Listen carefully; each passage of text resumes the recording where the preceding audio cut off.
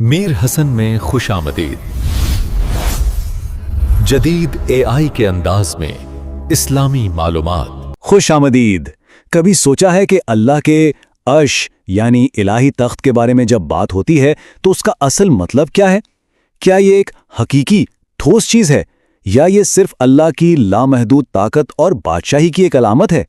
ये इस्लामी अकीदे का एक बहुत ही गहरा और अजीम तसव्वुर है। चलें आज उसको समझने की कोशिश करते हैं। तो सबसे पहले इसी बुनियादी सवाल को देखते हैं जो इस मौजू की जड़ है। अर्श का मतलब तख्त है या इक़्तिदार? तो असल सवाल यही है, जब हम कुरान में अर्श का लफ्ज़ पढ़ते हैं तो उससे क्या मुराद है? क्या ये कोई हकीकी तख्त है या ये सिर्फ बादशाही और ताकत की एक अलामत है? इसका जवाब ढूंढने के लिए हमें कुरान की तरफ ही देखना होगा। अच्छा, किसी भी चीज़ को समझने के लिए उसके लफ्ज़ी मतलब को जानना बहुत ज़रूरी होता है। तो चलें देखते हैं कि अर्श का लफ्ज़ी मतलब क्या है और कुरान पाक में ये लफ्ज़ कहाँ और कैसे इस्तेमाल हुआ है। तो देखें, ज़ुबान के लिहाज से अर्श का सीधा साधा मतलब है एक शाही तख्त, मतलब वो कुर्सी जिस पर बादशाह बैठता है। हाँ, इससे मुराद ताकत और हुकूमत भी ली जा सकती है, लेकिन इसका जो बुनियादी मतलब है वो एक हकीकी तख्त ही है। और पता है दिलचस्प बात क्या है? कुरान पाक में बिल्कुल यही लफ्ज़ अर्श मलका सबा यानी मलका बल्कीस के शानदार तख्त के लिए भी इस्तेमाल हुआ है।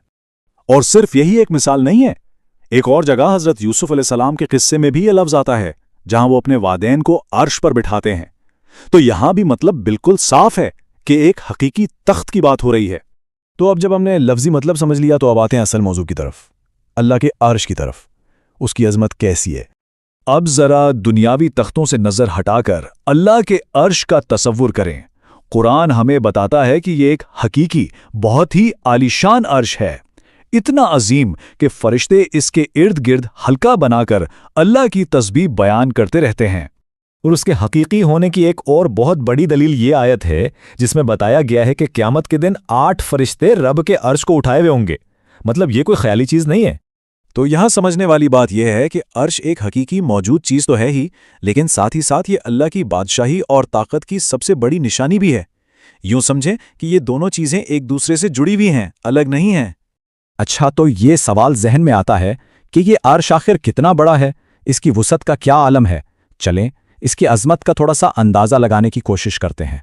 ज़रा तसव्वुर करें, हमारी सबसे बड़ी कहकशां जिसमें अरबों सितारे हैं वो भी अर्श के मुकाबले में ऐसी है जैसे एक बहुत बड़े सहरा में रेत का सिर्फ एक ज़र्रा। सोचें ज़रा कितनी नाकाबिले तसव्वुर वुसअत होगी उसकी।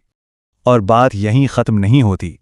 अर्श की अज़मत का अंदाज़ा इस बात से लगाएं कि उसकी जो कुर्सी है, जिसे हम फुटस्टूल कह सकते हैं, वो खुद इतनी बड़ी तख्लीक है कि हमारा जहन उसका इहाता नहीं कर सकता। जी हाँ, आयतल कुर्सी में हम पढ़ते हैं कि अल्लाह की कुर्सी ने आसमानों और ज़मीन यानी पूरी कायनात को घेरा हुआ है। और याद रहे, ये सिर्फ कुर्सी की बात हो रही है, अर्श की नहीं। तो चलें अब तक जो हमने समझा है इस सब को जोड़कर देखते हैं कि कायनात में अर्श का मुकाम क्या है। तो खुलासा ये निकला कि अर्श का एक लफ्ज़ी मतलब भी है यानी तख्त, और एक अलामती मतलब भी यानी बादशाहत। कुरान इसके हकीकी वजूद की गवाही देता है। ये दोनों यानी तख्त और बादशाहत एक दूसरे से जुड़े हुए हैं और ये अल्लाह की बनाई हुई तमाम चीज़ों में सबसे बड़ी, सबसे अजीम मखलूक है। तो जब हम एक ऐसी मखलूक के बारे में सोचते हैं जिसके सामने ये पूरी कायनात भी छोटी पड़ जाए, तो ये ख्याल इंसान को अपनी हकीकत और अपनी हैसियत के बारे में सोचने पर मजबूर कर देता है ना?